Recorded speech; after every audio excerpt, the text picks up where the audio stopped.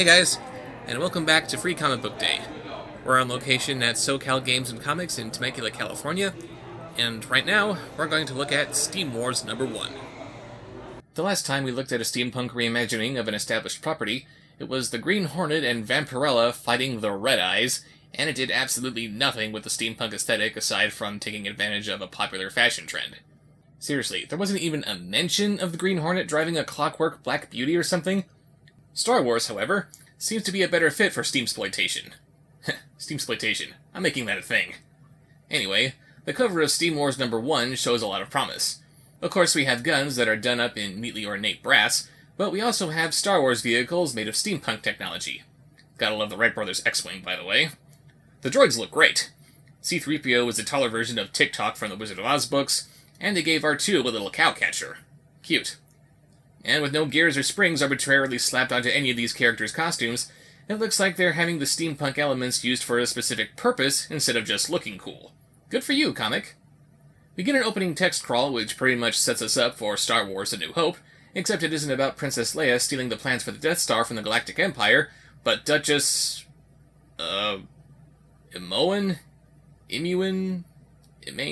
Yeah, screw it.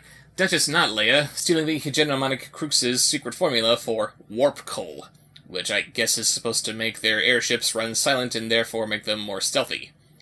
Not exactly sure what the coal has to do with an airship running more quietly. Isn't that a matter of mechanics? If we're talking about making a Star Wars parallel, why isn't the Duchess stealing the plans for a new, quieter engine? Anyway, our comic opens on a fleet of not-Imperial blimps raining fiery death upon an army of wooden soldiers.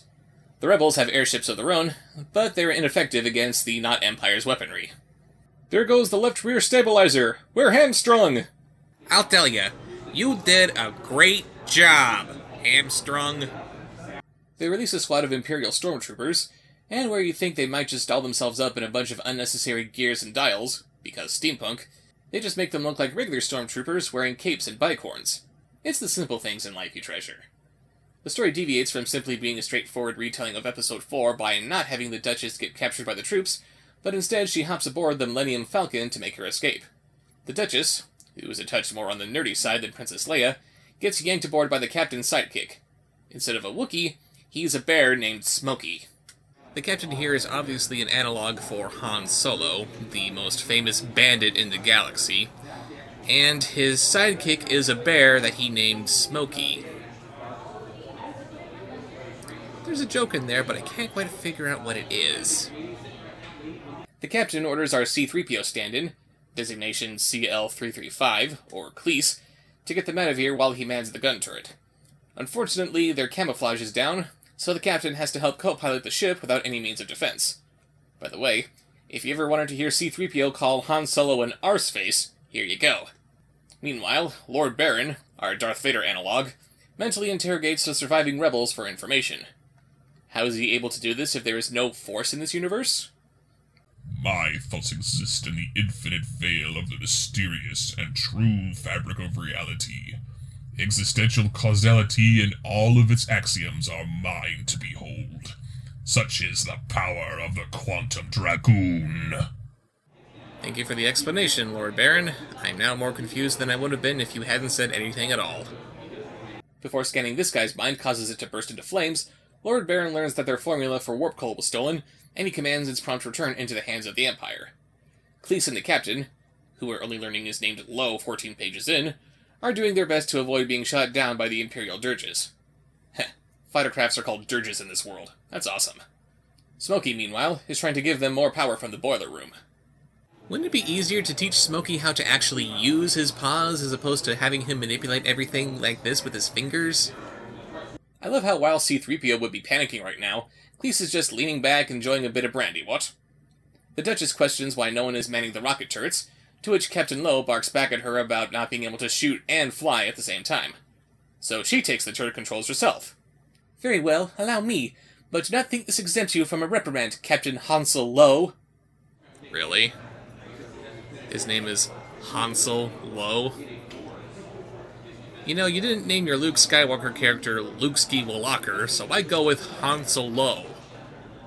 Apparently every Royal Naval officer has to be well trained in using firearms, But for some reason, the Duchess is rather surprised by her ability to shoot down the dirges. Gracious! My very first direct hit! Astounding! Great kid, don't get cocky! Unfortunately, her efforts are too little too late. The ship is brought down in a swamp, where they slink away in the cover of heavy fog. The dirges land so the troops can seek them out on foot, and Lo hands the Duchess a gun. Can you handle some brass? Are you implying to the Duchess that you have some brass balls? Show some respect, man. That's low, even for you. The troops get off a few good shots, but the Duchess quickly ends the conflict by shooting them all in the head. Apparently the Quantum Dragoon is strong with this one. Smokey sniffs a path out of the swamp, but the Duchess frantically looks around for her satchel containing the formula that she lost during the fight. She quickly runs into another squad of troops. Unhand me! Don't touch me, you! Actually, they aren't touching you. That's the secret. It's all electron cloud repulsion. Nothing touches anything else. Luke Skywalker, lawyer to the creepers. This lowly farm boy takes out the troops with an electric fencing sword, called a stormfoil, and the Duchess deduces that, like Lord Baron, he must be a Quantum Dragoon as well. Lo and his crew catch up with the Duchess, and not Luke here says that he can take them safely to the next town where they can catch up with the Resistance. The Duchess is pleased to have a genuine Quantum Dragoon on their side, but not Luke isn't so sure of that. I'm Beauregard Baron. The tyrannical overlord of the hegemony is my father. Oh yeah, Lord Baron is my father. No, that's not true. That's impossible. Whatever. So, yeah, that's where the comic ends. Even if we could foresee that Beau and Lord Baron have some kind of relationship to each other that will no doubt play out in events to come, do we really need to end on that note? Kind of a letdown from Luke Skywalker's epic soul-crushing revelation, don't you think? Otherwise, it's fun seeing familiar characters in a different yet similar light. The story is interesting, and... okay, I do kinda want to know what Beau is doing here if he knows his father is the leader of the Not Empire. And it's satisfying seeing the story play out using the technology that's available to it. They put it in a steampunk universe, and the steampunk actually contributes to the story. All in all, this was a pretty interesting retelling of this classic story. But can the same be said about steampunk Goldilocks? Oh yeah, you heard me. Steampunk Goldilocks. This is a character who so does not belong in a steampunk setting that not even the cover artist could think of anything to do with it. She has the most basic of steampunk trappings with the unnecessary goggles and a pocket watch conveniently strapped onto her wrist, and that's it! They couldn't even give this house in the background anything more sophisticated than a water wheel. If all this artist wants to do is draw girls of questionable age wearing clothes that show off their goodies, actually catering to the steampunk aesthetic would do a better job of hiding that intent. Or if hiding that intent isn't an issue, just draw for a Xenoscope or something. Anyway, our comic opens on the not-steampunk gingerbread house of the witch from Hansel and Gretel, where we see that Goldilocks and her sister, Little Miss Muffet, are literally eating their poor sweet mother out of house and home. Look, Muffy! Mum's new raspberry, strawberry, and cherry tart! Ooh, share! 2 pages in, and we have 2 busty blonde women eating a very phallic pastry. If this comic was published by DC or Marvel, there'd be a shitstorm. Their hot sister-on-sister action is interrupted by their mom throwing a crystal ball at them because someone is trying to contact them. Apparently it's the Dark Queen that the 2 girls work for, of whom their mom thinks is a troublesome harridan.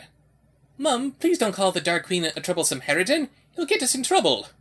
I mean, sure, she's ruined your crops and spread plague all over the land, but don't you dare call her a troublesome harridan. That's just mean. Dark Queen, Smart Queen, if she shows her face, I'll roast her dragon in my oven, and her royal backside will feel the wrath of my broomstick. The girls listen to what I think is a pre-recorded message about how the Queen wants them to acquire something called the Golden Bear, which is being held in a bunker and guarded by Ursa forms. And they get to the bunker by means of a World War I-era tank! Okay, I know I was complaining about how not compatible the Goldilocks character is with steampunk, but that's how you make up for it? By making her work for the steampunk Kaiser? 0 to 60 in holy crap seconds! There it is! Whoa, the Dark Queen wasn't exaggerating. It's a hard bunker! No, actually it's a hobbit hole. Goldilocks sets out with a triple-barreled Gatling gun, while Muffet stays behind as backup. She hacks into the bunker, But our mission is interrupted by a lovely smell. They left some porridge on by the aroma of it. I've never smelled anything like this. Then how did you know that it was porridge? She tries some of the porridge from the biggest pot, but it's been prepared with various spices and peppers. Too hot! She tries to wash away the taste with some coffee that's clearly anything but iced, and that's too hot as well. And it's being heated by electricity? Muffet detects a colder brew with her infrared video technology at— wait, what? If you want to tell me that magic exists in this world and that's how people can communicate through magic crystal balls, that's fine, I'll believe it. But video technology in a steampunk world? Bit of a stretch. Goldilocks gets a brain freeze from drinking the colder coffee. Then she spots the coveted golden bear they've been looking for. Then she proceeds to swap it out with the coffee cup. Come on, I already used this music in The Dog Who Saved Summer. Do I really need to do it again here?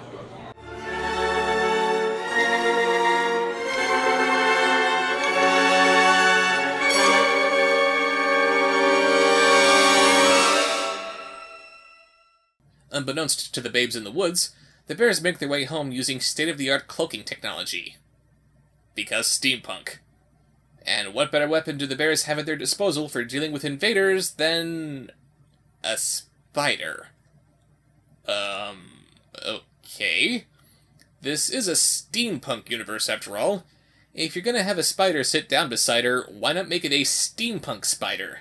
Anyway, Goldilocks discovers the golden bear actually has a rare kind of honey in it, which she samples with a bit more porridge. Muffet, meanwhile, celebrates their victory with a bowl of salted curds. Sounds heavenly. After what I can only assume is supposed to be some titillating food play, Goldilocks needs a place to crash, and finally settles on Baby Bear's bed. Muffet detects movement coming closer to the bunker, then the spider drops down and says, "Hi, baby, what you got in the bowl?" Muffet screams from the unwelcome guest, Goldilocks screams because she's an unwelcome guest, and the comic ends with their mother appearing out of nowhere and dragging them back home by their ears. "You young ladies are grounded for a month. You will sweep the grand cellars and scrub the entire house top to bottom." So we have this building threat of the three bears coming home and tearing Goldilocks asunder. And the story just ends with their mother pulling them away by their ears and nagging at them. Steampunk Goldilocks, everybody. Wasn't that badass? This comic was weird. Really weird. I get that steampunk is really popular these days, and who doesn't love a set of curves bound up in a corset, but why Goldilocks and Little Miss Muffet? Neither of these characters owe themselves to steamsploitation, and the way they're sexualized is more than a little head-tilting. If it were, say, Little Red Riding Hood, which could be interpreted as being a cautionary tale about sexual predators, that'd be one thing, but Goldilocks and Little Miss Muffet? What's the point? Furthermore, why make it steampunk at all if you're going to use decidedly un-steampunk technology and magic?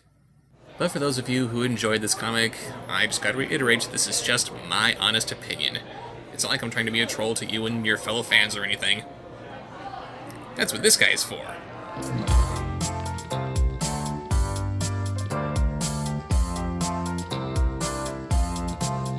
As I read the Gazette to catch up on the news, some classified adverts I chanced to peruse when I saw a category called steampunk.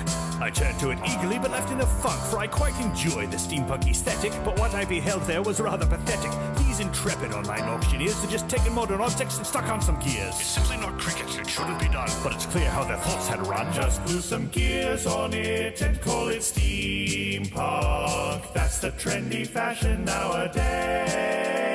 A copper-painted chunk of some 1980s junk will fetch a pretty penny on eBay. Steampunk refers to a type of science fiction about alternate pasts, not future prediction. Often set in Victorian Britain, but the history of technology has been rewritten. So put a bit of thought into your designs. Use leather and brass, 19th century lines. Retrofuturistic is a good explanation. Blend antique reality with imagination. But calling things steampunk to try to sound cool makes you look like a bloody fool. Just glue some gears on it and call it steampunk. That's the trendy fashion nowadays. A copper-painted chunk of some 1980s junk will fetch a pretty penny on eBay. Gauges and rivets, copper tubing and glass lend a steampunk creation a real touch of class. Gears are appropriate to introduce if they look like they have a legitimate use. Although Nixie tubes are undeniably splendid, they date from long after the age of steam ended. Pity really, I just love Nixie tubes. Anyway, I hope you've comprehended. So use the word steampunk correctly, old chap, and don't use it to refer to crap. Just glue some gears on it and call it steampunk. That's the trendy fashion nowadays. A copper-painted chunk of some 1980s junk will fetch a pretty penny on eBay.